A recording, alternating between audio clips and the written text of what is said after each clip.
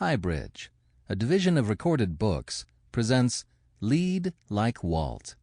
Discover Walt Disney's magical approach to building successful organizations. By Pat Williams, with Jim Denny. Read by B.J. Harrison. Foreword. A magical tour of Walt's life. We were born in Southern California and spent a lot of time at Disneyland in our early years. Even after we moved to Fresno, 4.5 hours from Anaheim, Mom made a point of regularly driving us to Disneyland, our favorite place to go. During the drive, we'd sit in the back seat and plan our strategy. Indiana Jones' adventure as soon as the gates opened, then circle back to the Jungle Cruise, then dash to Tomorrowland and hit Star Tours, and on and on. We'd have it all figured out, though we almost always underestimated the wait times in line. We never minded the lines. Just being in Disneyland was a magical experience, even if we had to wait 45 minutes to board the next ride. As much as we loved Space Mountain and the Matterhorn bobsleds, we didn't just go for the thrill rides. We always made a point of visiting the classic attractions that Walt Disney dreamed up, such as Great Moments with Mr. Lincoln and the Enchanted Tiki Room. Of course, there was a lot more to our childhoods than trips to Disneyland. Mom is a high school math teacher, now retired, who speaks English, Spanish, and German. She surrounded our lives with good music, great books, plays, and sports. Mom would also take us to our grandparents' home, where my grandmother had literally thousands of books lining her floor-to-ceiling bookshelves, including every Caldecott award-winning book ever published. We had well-rounded childhoods, and we learned to love literature, folk tales, and the arts. Mom encouraged our creativity. Brooke especially enjoys writing, and Robin likes to draw.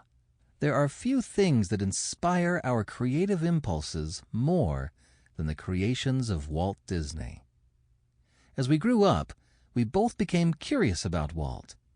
Who was this man who had a whole company named after him, and in fact, entire magic kingdoms named after him? What kind of childhood did he come from? What were his early influences? What kind of leader was he? What challenges and obstacles did he face? How did Disneyland come to be built? We started reading about Walt and the history of his company and the history of Disneyland. We read Pat Williams' previous Disney-related book, How to Be Like Walt, a treasury of Disney insight if there ever was one. And now we've read Lead Like Walt, which is packed with new stories and insights focused on Walt's amazing leadership example. One fact seems obvious as we look at Walt's life. He would have accomplished great things no matter what field of endeavor he chose.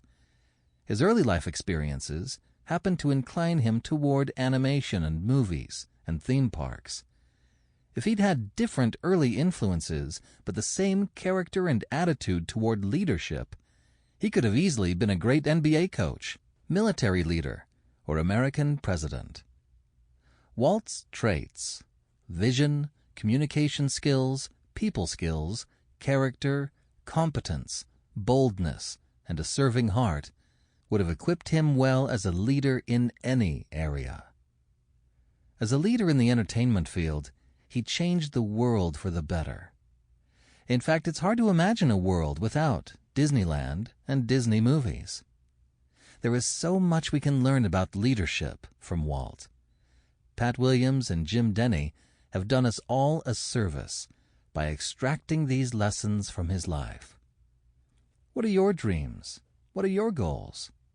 How do you want to change the world for the better? Take a magical tour of Walt Disney's life. Learn what it means to lead like Walt. Then, do as he did, and make this world a happier and more magical place. Brooke Lopez, Milwaukee Bucks. Robin Lopez, Chicago Bulls. Introduction. Mentored by Walt.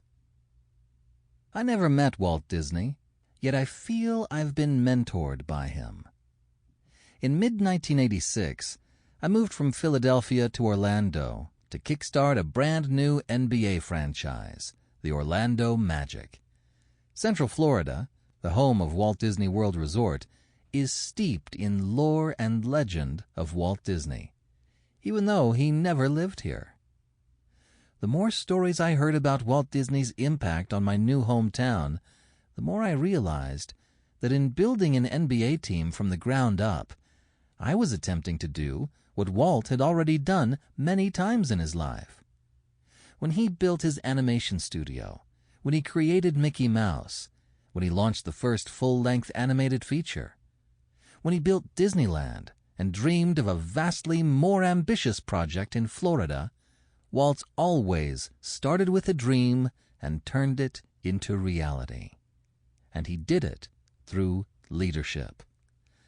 I define leadership as the ability to direct and motivate a team of people to achieve extraordinary goals.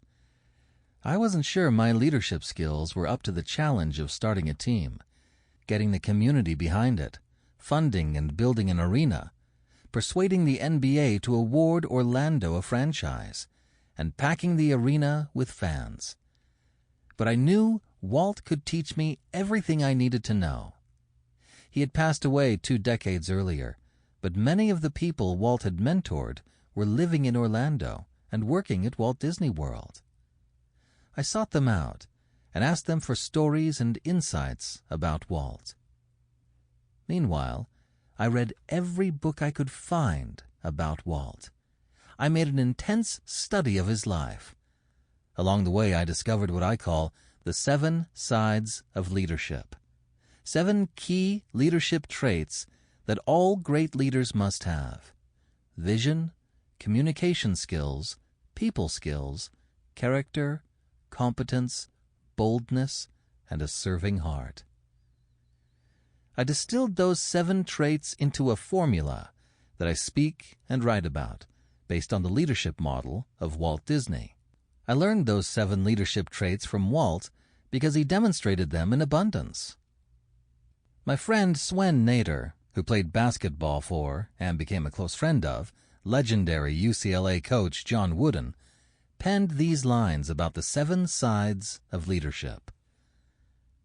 7 things one must do to be a leader right and true. Have vision that is strong and clear. Communicate so they can hear. Have people skills based in love and character that's far above.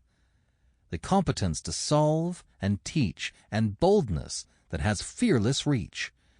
A serving heart that stands close by to help, assist, and edify. If you possess the 7 sides of leadership, you'll be an effective, successful leader in any field of endeavor. These 7 traits are learnable skills. As you'll discover as we examine the leadership life of Walt Disney, no goal is too daunting. No dream is out of reach for a leader who leads like Walt. In 2004, in partnership with Jim Denny, I wrote How to Be Like Walt, a motivational biography of Walt Disney, covering his entire life and legacy. The book remains in print to this day, and at last count, had more than 200 Amazon reviews, averaging 4.7 out of 5 stars. One of the Disney family members I interviewed for the book was Walt's nephew, Roy E. Disney, the son of Roy O. Disney. After I sent Roy a copy of the completed book, he sent me a handwritten note that I have framed on my office wall. Dear Pat, thanks for including me in your terrific book about Walt. It's wonderful. Roy E. Disney. While writing How to Be Like Walt, I also had the joy of getting to know Walt's daughter, Diane Disney Miller. She put me in touch with members of her family, including many of Walt's grandchildren. The Disney family shared with me priceless insights about Walt. After How to Be Like Walt was published, I sent a signed copy to Diane, and she called me and told me she was thrilled with the book. It had captured the spirit of the man she called Daddy. 5 years after the book was released, I received an invitation to the grand opening of the Walt Disney Family Museum. Diane Disney Miller and the Disney family had built a beautiful tribute to Walt in San Francisco. I wanted so badly to be there, but I wondered if I could justify the time and expense of a Florida to California flight for a one-night event.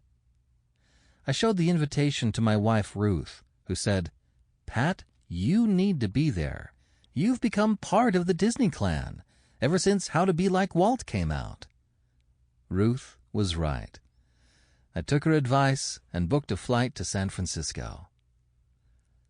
Arriving at the Presidio, where the Disney Family Museum is housed, was a double treat for me. The Presidio is a former U.S. Army fort at the northern tip of the San Francisco Peninsula. The fort was once commanded by another of my leadership heroes, General John J.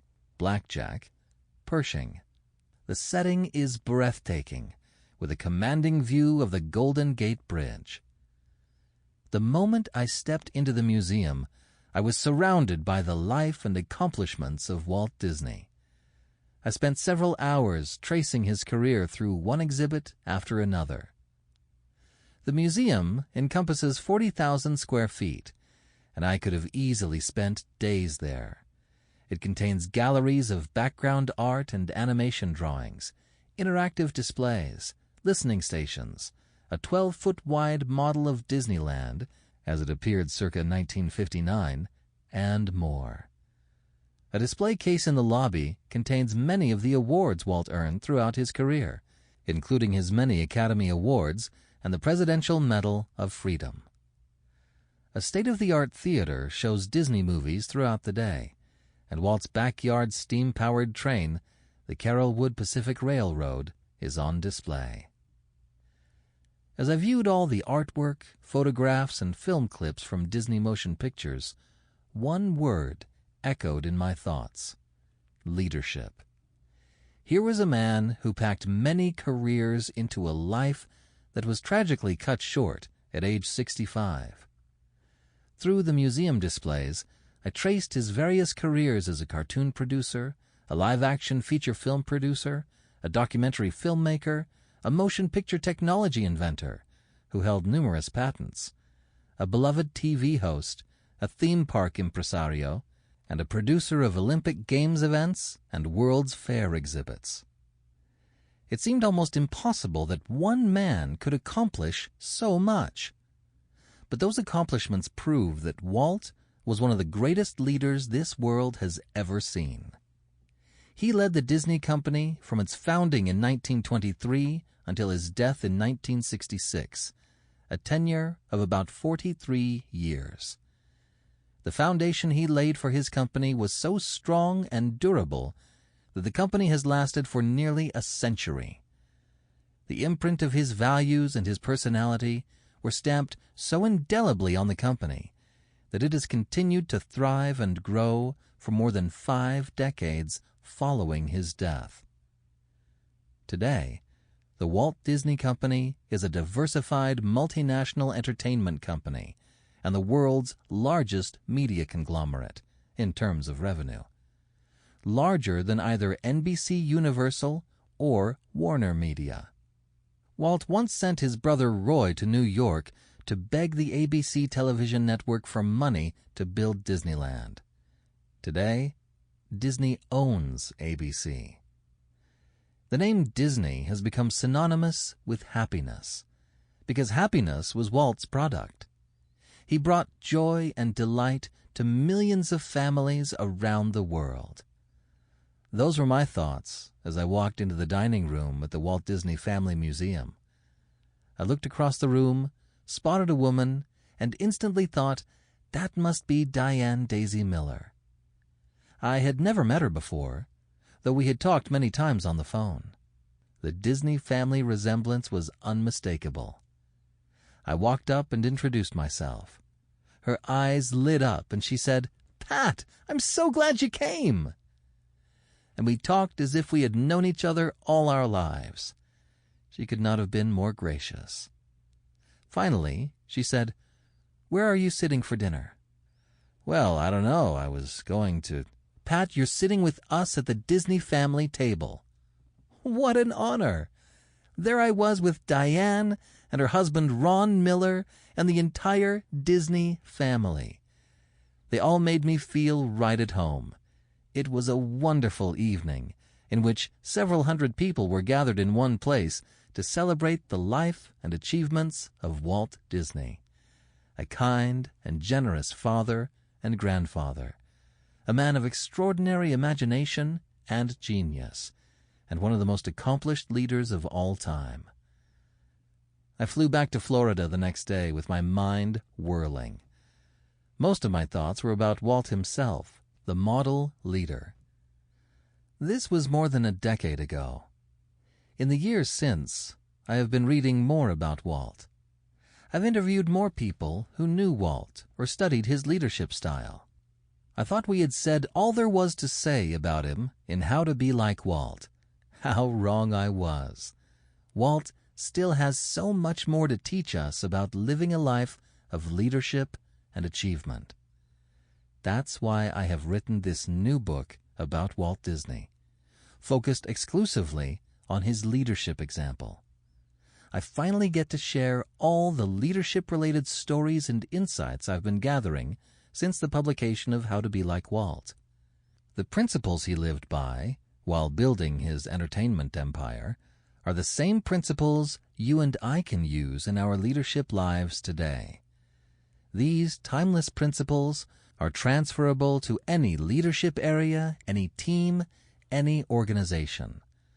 No matter what your age or level of experience, these insights will enable you to become a more effective, influential, and successful leader.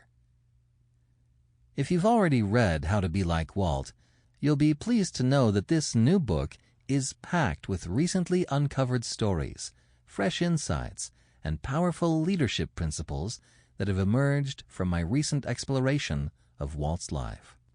You may not be a born leader. That's fine. Neither was I, and neither was Walt. There was nothing about Walt's humble beginnings as a Missouri farm boy that suggested the life of bold leadership he would lead. He learned and earned his leadership role the hard way, through trial and error, through on-the-job experience.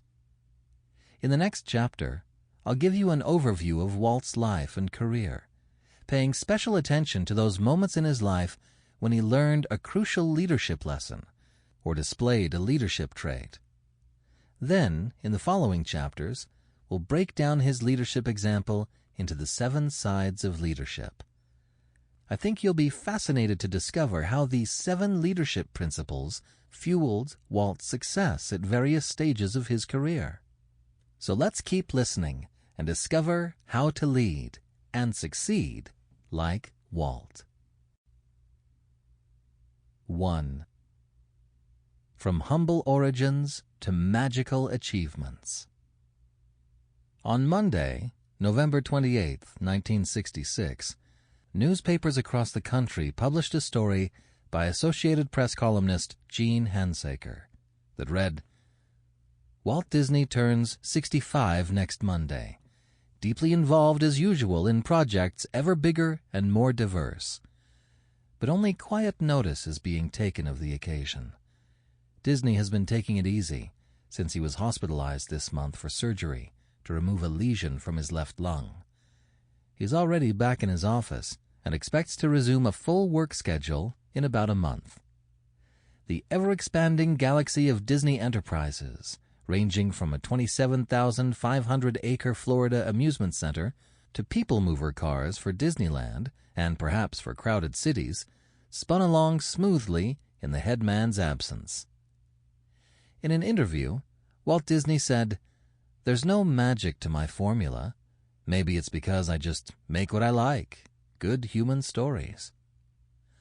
On a recent rainy day in his sprawling studio, a 30-year associate was asked to talk of Disney. "Simplest guy in the world," said the aide.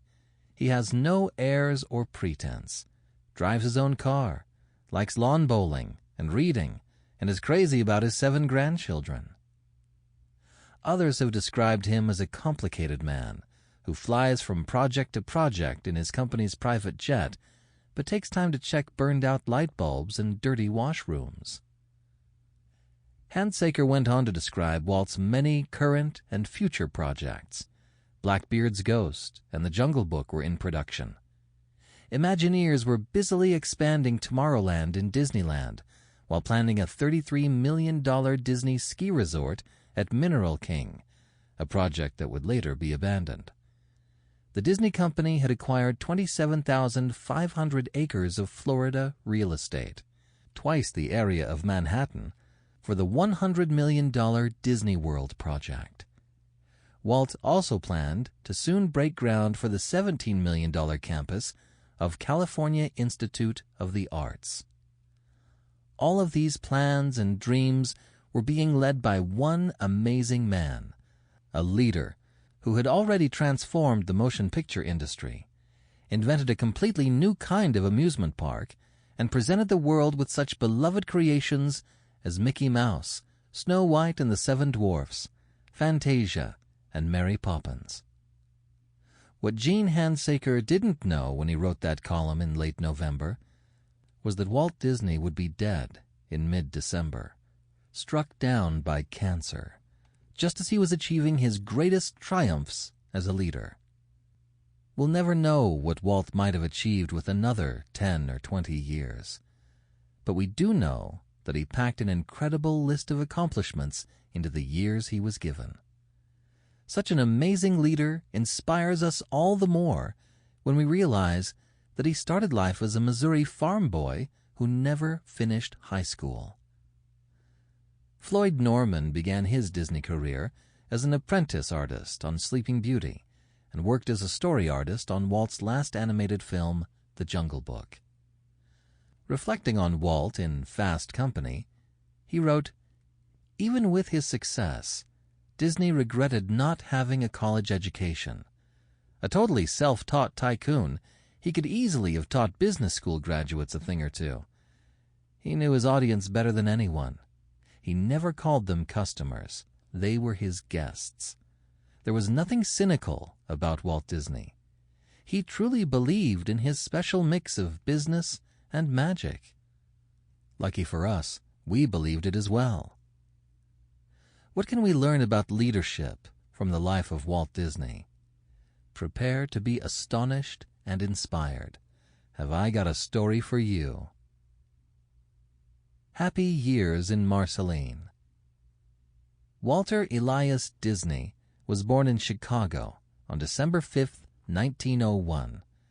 His father Elias was a Canadian-born building contractor who had earned $1 a day as a carpenter at the 1893 Chicago World's Fair, the Columbian Exposition. Elias also built the Disney family home at 1249 Tripp Avenue in Chicago, where Walt was born.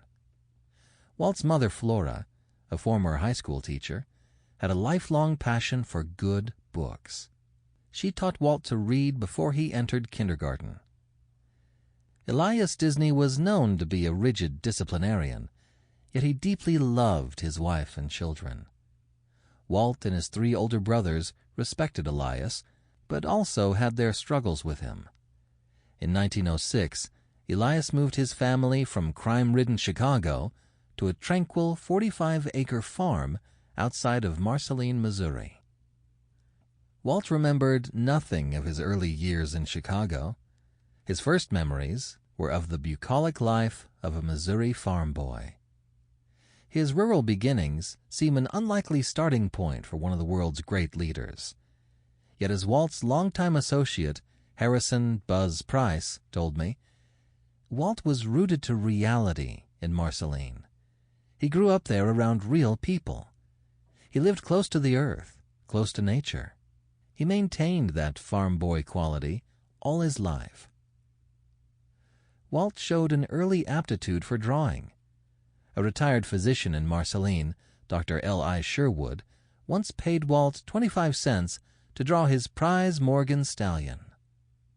In a 1938 letter to the Marceline News, Walt recalled, "One of my fondest childhood memories is of Doc Sherwood. He used to encourage me in my drawing and gave me little presents for my efforts. One day I think he must have held a horse of his nearly all day so that I could draw it. Needless to say, the drawing wasn't so hot, but Doc made me think it was tops." Walt's father discouraged his artistic ambitions and rebuked him for wasting time drawing pictures at the expense of his farm chores and schoolwork. "He just scoffed at me," Walt recalled, and said that if I was foolish enough to want to become an artist, I should learn the violin. Then I could always get a job in a band if I was in need of money. While in elementary school, Walt was given the assignment, along with the rest of the class, of observing and drawing a bouquet of flowers. Walt did more than observe. He used his imagination. When the teacher examined his drawing, she sharply admonished him, "Walter, flowers do not have faces." The boy's reply, "Mine do." Walt's childhood on the farm outside of Marceline was happy. The farm animals were his friends.